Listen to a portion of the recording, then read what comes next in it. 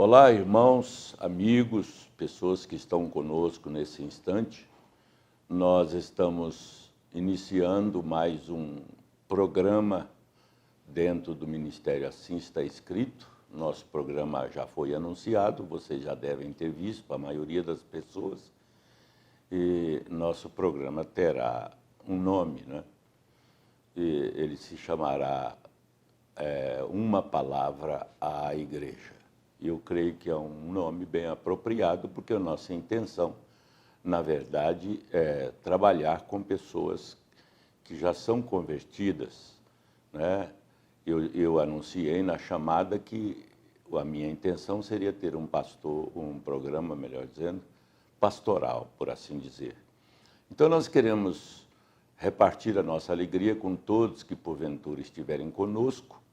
Nós queremos dar o nosso bom dia, boa tarde, boa noite, porque este programa pode ser ouvido em qualquer horário que você quiser e que se adequar ao seu horário aí, né?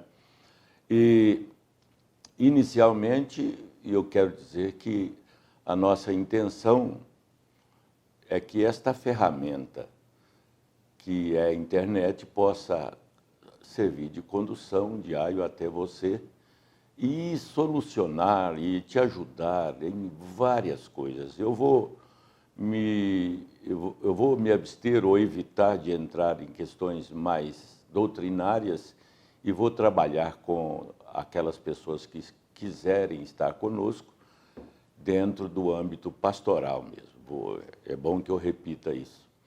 Então, hoje é o primeiro programa e que nós cremos, eu e a minha equipe aqui, os irmãos estão conosco, nós cremos que será o primeiro de uma série longa, como nós já temos outros programas, especialmente o programa Assim Está Escrito, que é dirigido pelo pastor Vanderlei Vilas.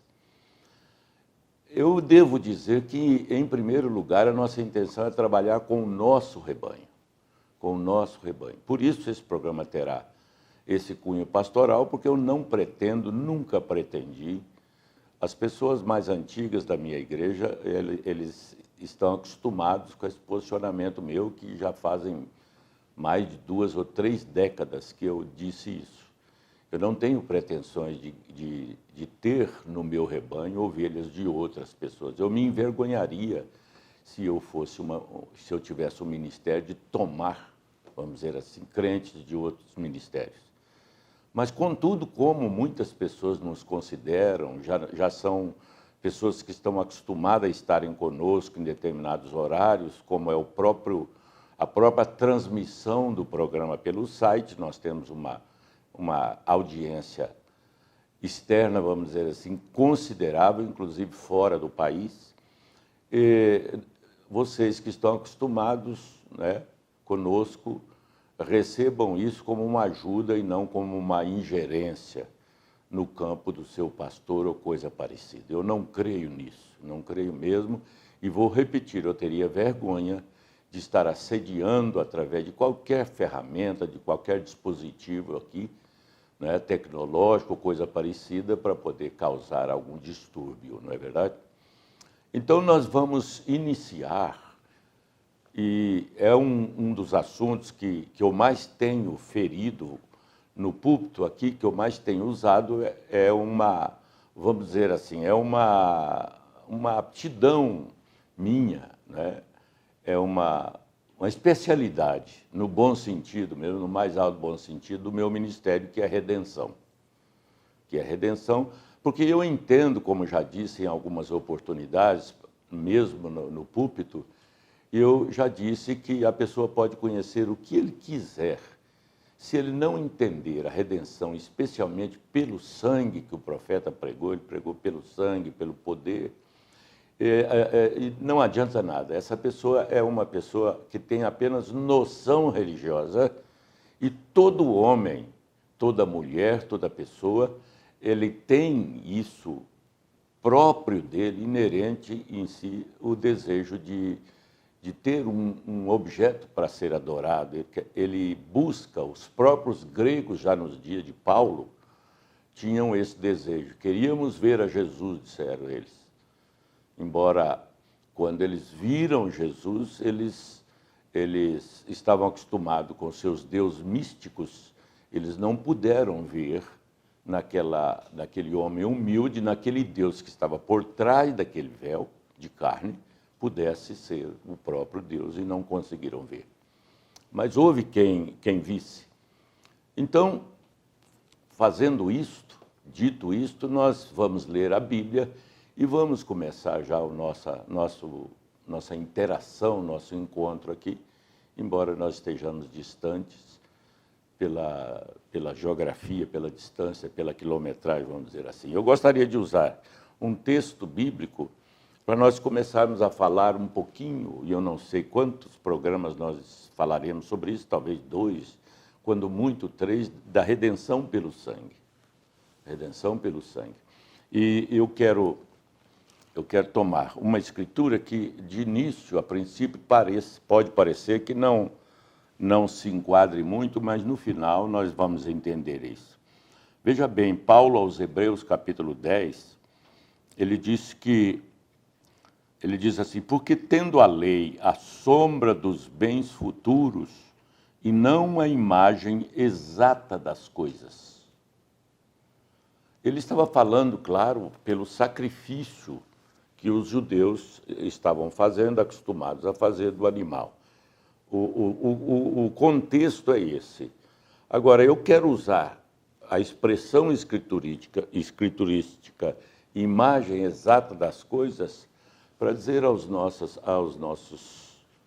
ouvintes aqui, podíamos dizer aos nossos telespectadores, internautas, nós queremos dizer que a Bíblia, ela é desde o Velho Testamento, desde os primórdios, desde o casal primitivo, Adão e Eva, a Bíblia tratou de usar tipos para um propósito final. Isso é bom que se diga isso, e ainda que isso pareça um retrocesso doutrinário meu, falando de sacrifícios já no início, de animais, eu torno a repetir, a reiterar que, se a pessoa não entender a redenção pelo sangue, ela não vai ter jeito de conhecer nada.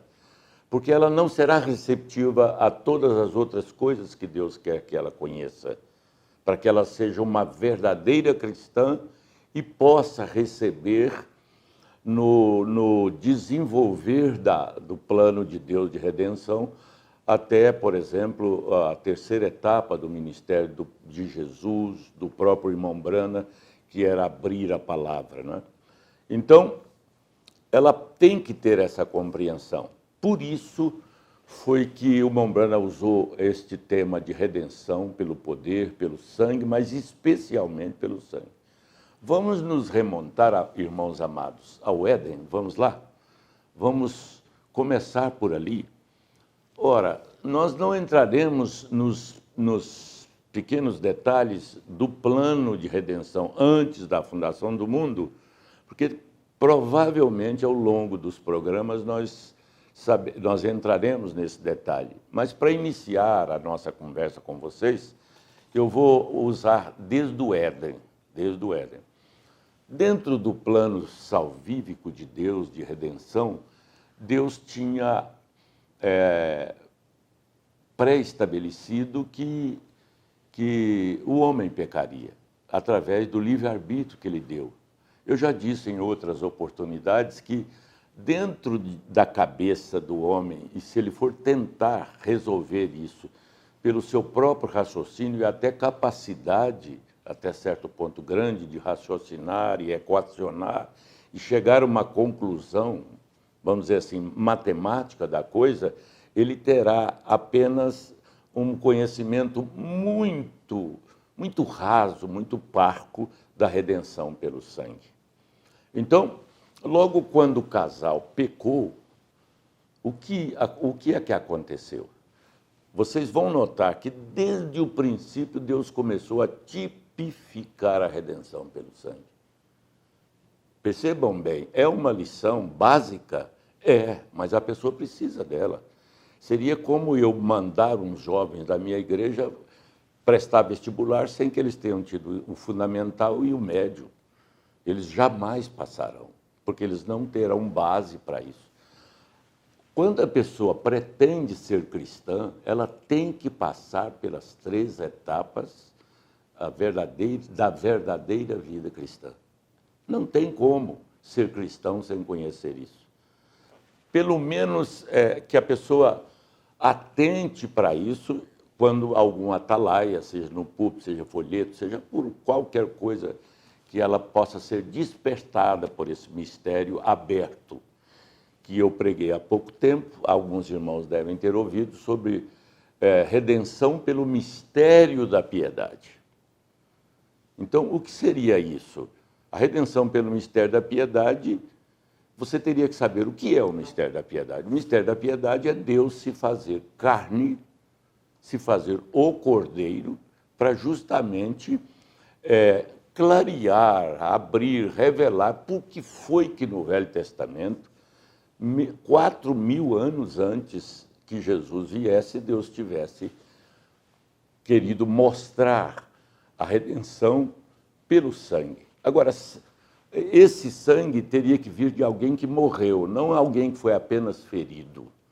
Nós não fomos só salvos pelas feridas de Jesus. Nós fomos salvos pela morte de Jesus Cristo, pela morte substitutiva de Jesus, né? Ele poderia muito bem ser ferido e tal, e ficado até tido sequelas graves do problema da cruz, mas se ele não tivesse morrido, ele não teria, a humanidade não teria redenção pelo sangue. Por quê? Porque sangue é vida, né? E quando o sangue de Jesus foi derramado, a química daquele sangue não salvou a pessoa, embora fosse sangue de Deus, era a vida daquela composição do sangue de Deus, conforme Atos 20 e 28, é que veio sobre a pessoa para redimir. Agora, o que é redimir de fato? Se eu for olhar no dicionário, como eu fiz agora há pouco, eu teria algumas definições gramaticais, vamos dizer assim. Agora, biblicamente falando, já que toda pergunta bíblica, a Bíblia tem que ter a resposta para isso. Biblicamente falando, redenção é morrer pelo devedor que não podia pagar a dívida. Quer dizer, é isentá-lo de morrer, porque ele estava devendo e aquela dívida, que era o salário do pecado, ele teria que morrer por aquilo. Então, agora sim, nós podemos ir ao Éden. Nós podemos ir.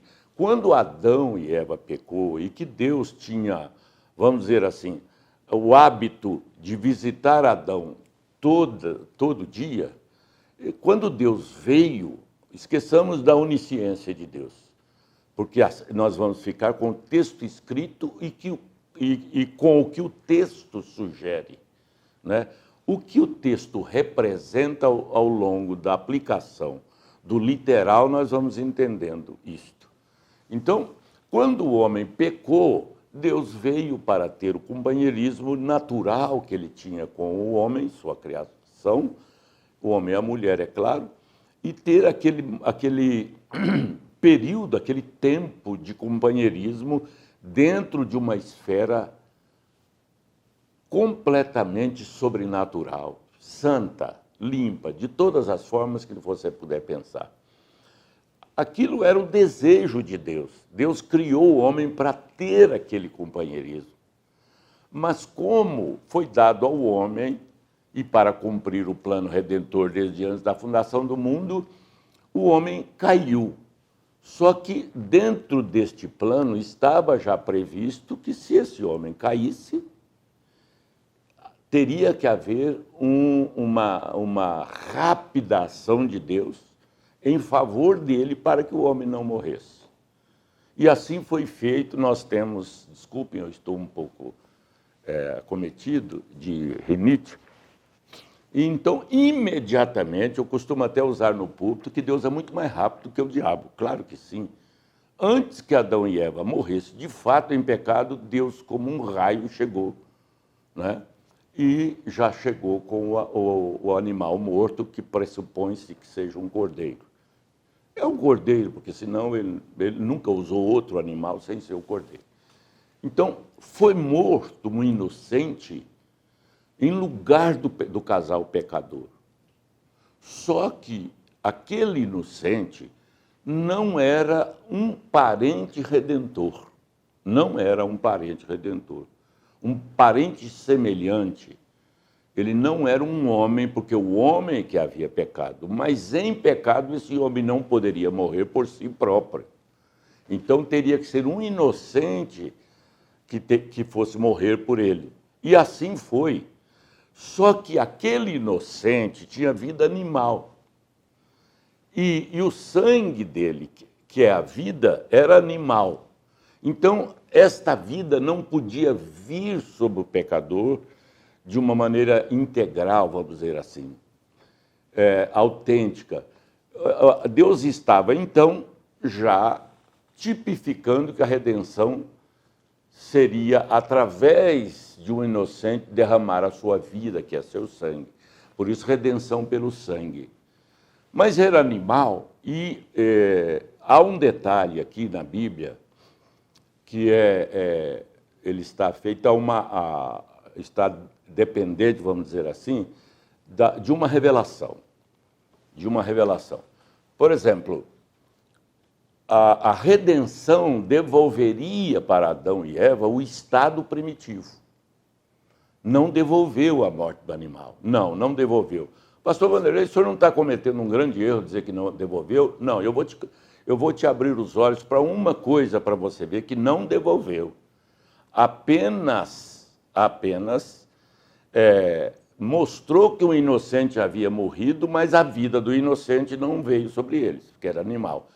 E o detalhe que eu estou falando é que se o sangue daquele animal morto no princípio tivesse feito a redenção plena, o casal teria que voltar a receber a visita de Deus e estaria extirpado todo o pecado. Não, eles tiveram que ser expulsos do Jardim do Éden, porque eles foram redimidos do pecado cometido, mas eles estavam prontos a fazer isso de novo, como qualquer um de nós, se não for redimido pelo sangue, estaríamos prontos também a fazer isso.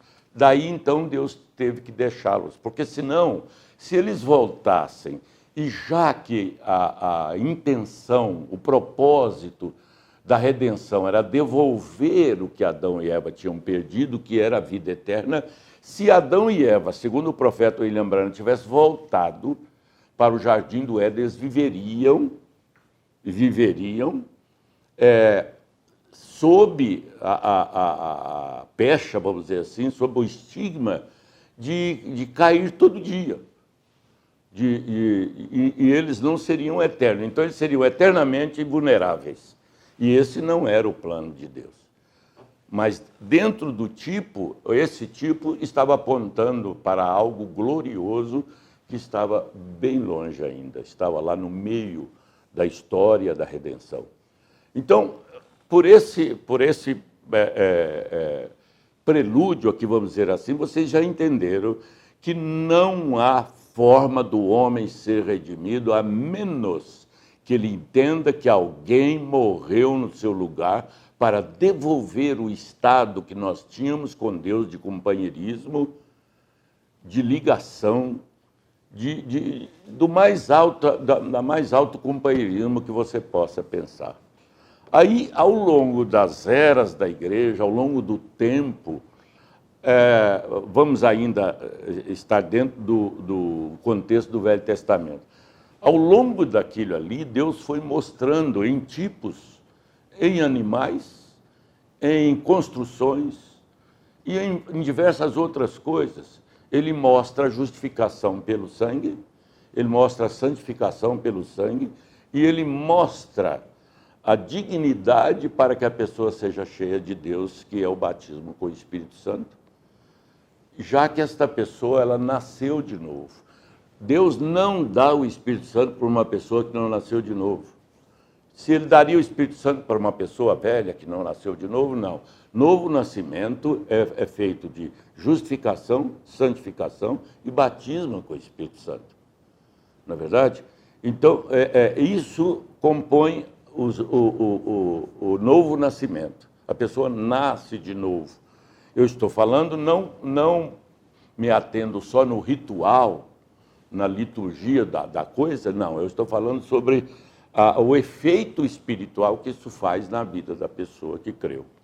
Então, vejam bem, aí Deus foi mostrando isso, essas 3 etapas, até chegar o Cordeiro de Deus. Eu vou dar uma incursão ali, depois nós voltamos. Até chegar o Cordeiro de Deus, que nele estava convergido tudo que Deus fez no Velho Testamento. Tudo que você viu no Velho Testamento, maná no deserto, tudo isso tem um tipo. A travessia do Mar Vermelho, Israel foi batizado, segundo Paulo, segundo o próprio profeta, no mar. E em tudo quanto foi tipos do Velho Testamento, Deus estava mostrando um plano que culminaria com a redenção pelo sangue. Vejam bem, agora, a redenção pelo sangue, é bom que eu diga isso aqui para que a cabeça de alguém não capte um pensamento errado, a redenção pelo sangue, ela não é dada só até o Calvário. O derramamento do sangue se deu no Calvário. Mas a redenção pelo sangue, ela acompanha agora, desde os primeiros apóstolos, discípulos, e vem através de 7 eras da igreja, até culminar com Apocalipse 10, 7. Por que eu digo isso? É porque quando, no capítulo 5, João ouviu a voz do ancião, do anjo, dizendo que o livro estava fechado e, portanto, ninguém saberia, ninguém poderia até saber intelectualmente, mas nunca receberiam o propósito sobrenatural desta obra de Deus com o homem, que ele ama. Vocês sabiam que o envolvimento de Deus conosco é um envolvimento, não cometo nenhum disparate, o Paulo falou isso, é um envolvimento que para os ímpios é insano, é loucura de Deus por nós, não é verdade? Então, veja bem que coisa tremenda. Aí, ao longo do Velho Testamento, nós vamos vendo isso. Olha, os tipos. Veja bem, o tabernáculo do deserto, que representava o corpo de Cristo, o corpo do Redentor, tinha 3 etapas, 3 compartimentos. O pátio, o santo e o santo dos santos, onde estava a presença da glória do Shekinah. Tudo isso aí eu poderia dissertar, pegar cada detalhe desse e pregar 2, 3 programas para que as pessoas entendam. Mas eu estou querendo começar como se fosse nos rudimentos da redenção pelo sangue, para que nós não tenhamos uma igreja que venha na igreja sem noção do que está fazendo, que venha na igreja apenas porque ouviu o outro falar, que venha na igreja se nutrindo da experiência de outro, porque não há redenção sem experiência pessoal da pessoa com Deus. Ele tem que assimilar isso no seu coração. Agora, como eu disse, então vem fazendo isso. Aí Deus estabeleceu, então, alguns tipos de animais que substituiriam esse sacrifício de Jesus ao longo do tempo. Animais. Mas quando chega em Hebreus, quando chega na igreja primitiva, melhor dizendo, depois da morte de Jesus, Paulo toma o livro de Hebreus. É bom que todo cristão que esteja me ouvindo, se quiser, leia detidamente o livro de Hebreus e ao lado da mensagem do Mombrana, Hebreus. Todos os títulos que Mombrana usa o termo hebreu. Leia lá para vocês verem, porque ali é que Paulo vamos dizer assim, destrincha todas as figuras, todos os tipos, todas as sombras, para que a pessoa entenda de fato o que é o Senhor Jesus Cristo. Se não me falha a memória, é Hebreus 9, eu não sou muito bom para guardar isso, mesmo porque eu tenho uma deficiência cognitiva de memória recente. Então, veja bem, então Paulo, há um determinado lugar, que Paulo diz assim, capítulo 9, se não me falha a memória, diz assim, tira o primeiro para estabelecer o segundo. O que Paulo estava querendo fazer com isso? Paulo estava querendo dizer aos seus pais religiosos, tradicionais, que eles deixassem de olhar para os tipos e sombras e que eles estabelecessem outro tabernáculo, agora num corpo de um homem, sendo um corpo de um homem. O cordeiro, não mais sendo um animal, mas sendo agora o corpo de um homem. Um homem que fosse digno, o próprio Deus. E assim por diante. Por isso Paulo disse assim que tudo foi feito em sombras. Agora, não foi uma engenharia de alguém, por exemplo, o tabernáculo. São Paulo, citando Hebreus, ele fala sobre Moisés, que a voz de Deus diz para Moisés, olha Moisés, o tabernáculo do deserto você construa não segundo a sua própria cabeça, mas como eu te mostrei nos céus. Veja bem, a arquitetura, a engenharia do tabernáculo tinha que ser de Deus. Sabe por quê? Porque o corpo de Jesus Cristo, que derramaria o sangue para a redenção pelo sangue, não seria engenharia genética do homem em pecado. Por isso não houve o encontro de um homem com uma mulher, sexualmente falando, para que o corpo fosse gerado. Deus não aceitou isso. Ele fez aquele tabernáculo de carne, aquele véu de carne ao seu redor, para que eles entendessem que a salvação só vem de Deus e só de Deus. Tudo foi elaborado, tudo foi planejado por ele. Não há nada no homem que ele possa fazer para salvar-se a si mesmo. Nada. Nada, nada, nada. Existe uma crença generalizada, por exemplo, em determinadas denominações, que eles acham que as virtudes das pessoas vão servir como moedas de troca para que Deus possa fazer alguma coisa por ele. Absolutamente, os méritos para as benesses, os méritos para as bênçãos, só pode emanar da morte, sepultamento, ressurreição do Senhor Jesus Cristo. Derramamento de sangue e ressurreição do Senhor Jesus Cristo.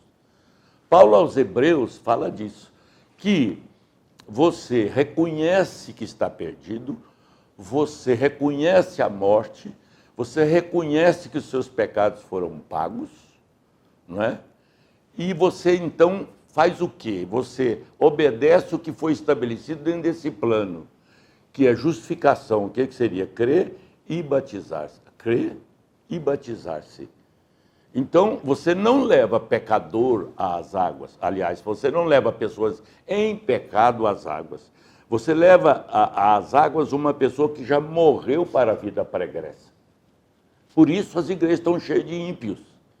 Porque vão para a igreja por qualquer coisa, porque a propaganda desse evangelho falso, hipócrita, diz que pode ser assim, mas não pode. Não, sem passar pelo sangue não tem jeito. Sem passar pela substituição, pelo homem redentor, parente do homem que precisa ser redimido. E você deve fazer isso para Deus, para tudo que o homem, segundo o profeta William Branham, tudo que o homem precisa fazer para ir para o inferno é nada. Basta ele ficar como ele está. Porque ele não foi redimido. Ele pode ser religioso, pode ser bom, caridoso. E a Bíblia, como eu disse no início do programa, ela responde todas as perguntas bíblicas. Por exemplo, pastor, mas como pode Deus deixar uma pessoa virtuosa aqui e não levá-la para o céu? O senhor tem prova bíblica? Tenho. Vários lugares, mas você quer uma bem clara? O chamado mancebo de qualidade. chamado jovem rico, ele veio se apresentar a Jesus. Alguns pregadores dizem, bem, ele mentiu para Jesus que obedecia em tudo. Não é verdade, a Bíblia não faz isso. A Bíblia não faz isso, a Bíblia não tenta te enganar. A Bíblia permite que você veja por trás das letras a intenção de Deus no tipo, na sombra e outra coisa qualquer.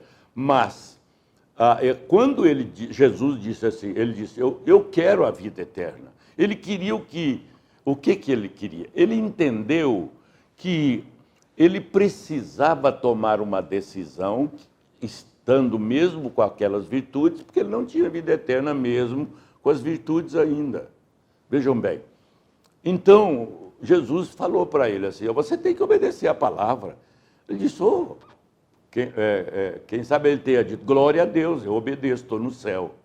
Aí Jesus falou, não, porém, falta uma coisa para você está sem vida eterna, você tem que tomar determinadas posições diante de Deus, de aceitação do que Deus estabeleceu dentro do plano. Eis o segredo. Você se submeter ao que Deus estabeleceu. Jesus disse assim, em outras palavras, é claro, embora você tenha todas essas virtudes, você permanece sem vida eterna. Então você tem que fazer isso. Quando Jesus disse isso, o mancebo de qualidade virou as costas para a vida eterna e valorizou mais o que tinha.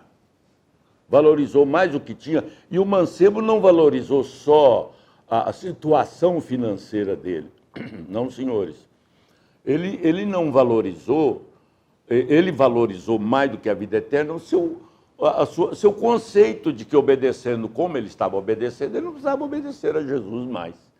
Então ele virou as costas e foi embora. E todo mundo sabe, o profeta mostra o percurso daquele homem.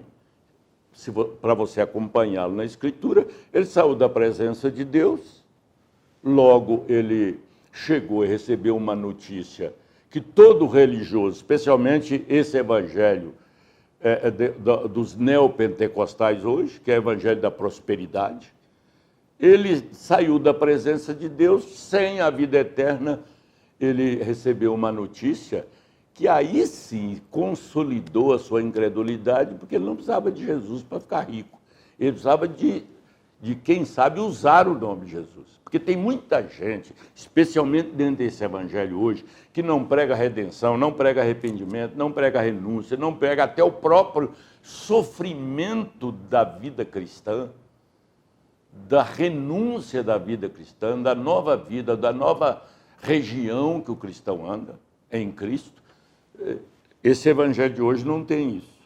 Então, vejam bem, o próximo lugar que nós o encontramos, segundo o profeta, é recebendo a notícia que os bens dele tinham triplicado, a ponto dele construir novos celeiros, porque não cabia a fartura, a colheita. E ele fez isso insensivelmente, deu uma festa para comemorar a sua ascensão financeira. Ele teria que ter dado uma festa para comemorar a sua mudança de vida, para aceitar que alguém deveria pagar o seu pecado de carência por vida eterna, para que ele pudesse adquirir a vida eterna. E ele deu aquela festa. Quando todo mundo foi embora, nós vamos fazer um quadro aqui imaginário, todo mundo foi embora e você olhou na piscina azul ali e tal, estava boiando os guardanapos, copos de uísque, aquela fedor de cerveja, de cachaça, de vinho ali, aquela atmosfera pesada. Ele debruçou na sacada e falou assim, pensou assim, o que é que me falta? E expressou, come minha alma, farta-te. A alma dele agora tinha apetite não mais pela vida eterna, mas pela vida mundana regalada. Veja o que esses pregadores atuais estão ensinando para as pessoas. Isso é obra do diabo, excluindo o sangue da vida eterna. Come, bebe, descansa, do que mais eu preciso? Só que ele não sabia que naquela mesma noite, né, a voz veio e disse, olha, hoje mesmo, louco, hoje mesmo te pedirão a sua alma. Você acha que a avó devia classificar aquele moço com mais educação, com mais fineza? Não, ele era louco. Só um louco troca a vida eterna por bens temporais e materiais. Só um doido. Só uma pessoa completamente insana que não tem esse conhecimento. E, infelizmente, tem muita coisa entre nós substituindo esta revelação. Viu? Até com a própria palavra de Deus se substitui. Claro que sim. Substitui a redenção e a revelação do sangue. O profeta primou muito por essa expressão. Você precisa ter revelação do sangue. O que é revelação do sangue? É que o sangue de Jesus Cristo continha nele a vida de Deus. Não era química. O profeta irmão Branham diz, não era química. Se fosse a química, cada um de nós precisava ter um vidrinho do sangue de Jesus Cristo, a humanidade estaria perdida, porque já tinha só um grupozinho que teria esse sangue, essa química. Mas era a vida de Deus, não vida de animal mais do Velho Testamento, do Velho Concerto, porque havia sido tirado o primeiro e estabelecido o segundo sacrifício. O que o profeta diz na mensagem Poderoso Deus desvelado ante nós? Ele diz que quando João o Batista apontou a Jesus Cristo, João Batista não estava anulando o Velho Testamento. Não se anula a Bíblia. Você pode usar aquilo como tipo. João Batista estava dizendo assim para a sua geração, gente, olha aqui, todo tipo que vocês tiveram até ele chegar, deve ser agora deixado como cumprido, não como nulo, mas como cumprido. Né? Como já tendo sido feito isso. A partir de hoje não é mais animal, porque a vida do animal não foi suficiente para deixar Adão e Eva dentro do paraíso de novo. O paraíso continuou sendo o mesmo paraíso, mas Adão e Eva eram outras pessoas. Então eles não puderam. Aí você diria, bem, pastor, mas então por que o reino, o paraíso restaurado? Sim, porque depois, com o estabelecimento do pecado em todos os homens, ele contaminou a terra toda. Isso é outro assunto. Mas então, quando João apontou Jesus, ele disse assim, olha, não mais cabrito de um ano, não mais ovelha de um ano, não mais cordeiro de um ano, não mais animal nenhum, não mais boi, porque eis agora o Cordeiro de Deus que tira o pecado do mundo. Vocês se recordam que eu citei Apocalipse capítulo 5, quando o livro estava fechado na mão, do Todo-Poderoso no trono. Então, veja como eu disse que a revelação pelo sangue, a redenção pelo sangue, caminha até os últimos dias, até a última era da igreja. Essa redenção, ela é consumada na abertura do livro. Mas esse livro aberto. Porque um livro fechado, você não tem mais do que a visão da frente e das costas desse livro. Você nem sabe, você é completamente ignorante do que está dentro. E como ao longo das eras da igreja, as pessoas foram perdendo a noção de tudo, era necessária a abertura do livro para que o plano de redenção se fechasse. E quando esse plano se fechasse, a oportunidade da redenção cessaria. Cessaria para o gentio. Aqui já inicia-se uma outra história, quando Deus se volta para o seu povo. Mas a redenção pelo sangue vai ter que ser entendida pelo próprio Israel. Ele vai se apresentar a eles e dizendo, olha, vocês rejeitaram-me, e outras palavras, é claro, mas eis as minhas mãos. Ah, mas quem foi que fez isso com o senhor? Foi vocês que rejeitaram. Eu sou o Cordeiro de Deus. Aí é que eles se lamentarão e, por certo, crerão através das duas testemunhas. Né? E que outro dia eu fiz uma pergunta para os meninos dentro do meu escritório. Digam-me, qualquer um de vocês, o que estava fazendo Moisés e Elias no Monte da Transfiguração? O que estavam fazendo? Nós não podemos admitir, numa coisa sã, sadia, que eles já estavam tratando das suas atuações lá com os judeus, já com Jesus. Quem pode me dizer o que é que eles estavam fazendo com ele lá? Não é verdade? Então, vejam bem, voltemos para porque nosso tempo já está se esvaindo. E um programa só não será suficiente para poder nós falarmos sobre tudo, não é verdade? Deixe-me olhar o horário aqui. Vocês podem falar quantos minutos tem, por favor, Pedro? Então, eu não gostaria de passar de 40 minutos, 1 hora por aí. Hein? Tem 40 minutos. Então, obrigado, irmãos. Esse programa aqui vai ser um programa bem leve, sem muita regra, sem muita coisa. Porque eu quero atingir o coração das pessoas para elas entenderem isso. Eu fiz um desafio há poucos dias aqui para a minha própria igreja. Parece até como que eu diria? Parece até uma coisa incabida um pastor submeter a igreja a uma resposta dessa. Eu disse, é bem provável que 80% da igreja não saiba o que é redenção pelo sangue. São religiosos, mas não são cristãos. Ah, não, mas eu preciso saber o que vai acontecer no milênio. Que balela é essa? Antes, eu até admito que ele precisa conhecer, porque tudo que o profeta pregou é para a noiva saber, tudo. Agora, não venha encher a igreja de mistérios, encher o coração dos crentes de mistério, sem que eles não saibam. Como eu posso ensinar álgebra para quem não tem as 4 operações? Como pode? Disse o profeta, não foi eu quem estou dizendo, não. Foi o profeta que disse. Então, irmãos, é mais ou menos por aí. Repito, num programa só não vai caber. Então, a redenção pelo sangue, o profeta, eu estou com a mensagem aqui, redenção pelo poder. Poder de quê? Poder de quê? Uma energia? Não, o poder da vida de Deus sendo suficiente, Pedro, para poder te redimir, devolver para você a vida eterna. Agora, quem pode devolver a vida eterna se não o eterno? Em carne. Morrendo e derramando sangue, não sangue de homem. Eu sempre disse isso aqui, e os irmãos que me acompanham até na internet sabem disso. Por exemplo, a Igreja Romana, eu estou criticando o sistema, não os católicos. A Igreja Romana diz assim, numa das suas rezas, ela reza a Bíblia. Porque textualmente, você lê uma coisa, você está rezando aquilo, você não está orando, você está rezando aquilo.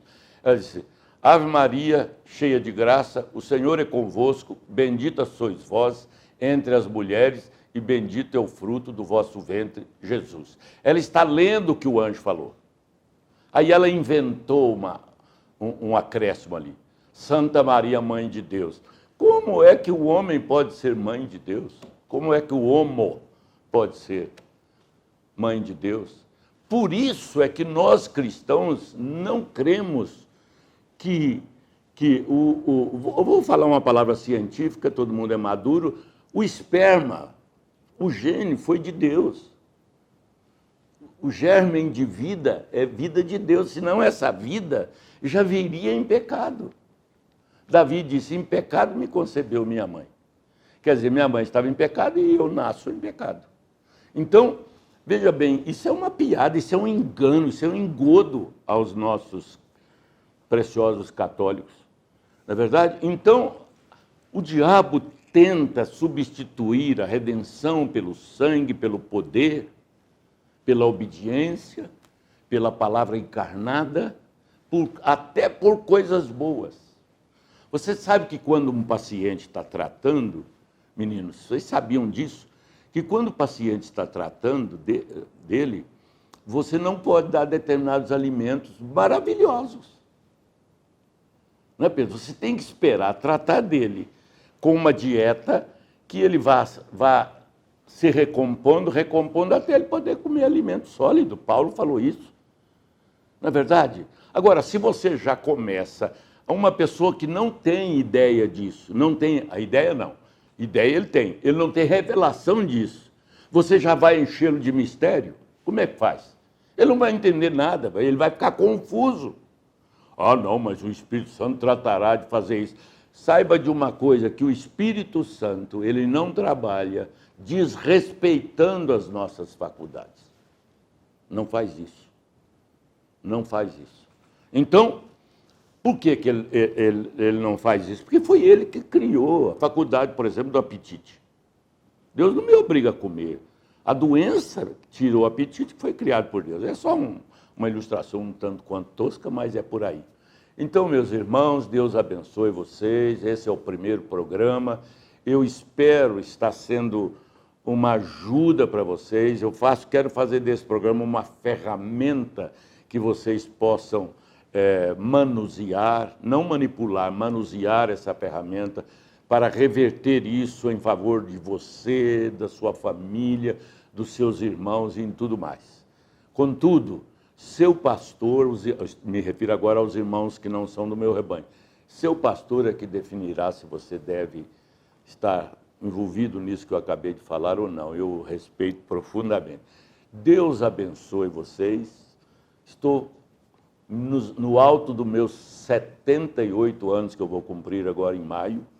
Eu me sinto como um jovem ao me inteirar com vocês. Eu estou rodeado aqui de meninos, Paulo Henrique, o Pedro, Vilaça, o irmão Wesley, né? O Judá, meu neto, está ali. Essa equipe maravilhosa, esses meninos abnegados mesmo. Paulo Henrique é recém-casado, o Wesley é casado, Wesley? Não, né? Mas vai casar, não vai? Tá bom. Amém, né? Pedrão também. O Pedrão eu tenho pegado no pé dele, né, Pedro? Mas nós vamos lá, vamos chegar lá.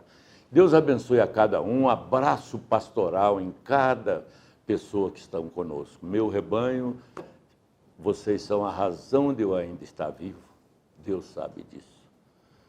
Meu respeito a todas as pessoas que usam a palavra de Deus em favor, em benefício das pessoas ganharem Cristo para os seus corações. Deus abençoe em nome de Jesus Cristo. Amém. Então, irmãos, nós gostaríamos de agradecer a audiência aí, né? E fazermos um pedido para todos que nos acompanham, que é aquele pedido tradicional de quem tem programa no YouTube. Vocês, por favor, deem o seu gostei, seu like aí, né? E se inscreva também para que o YouTube possa postar os vídeos e comunicar a vocês que está fazendo essa postagem. É um benefício para nós e para vocês. Deus abençoe e agradeço já de coração em nome de Jesus.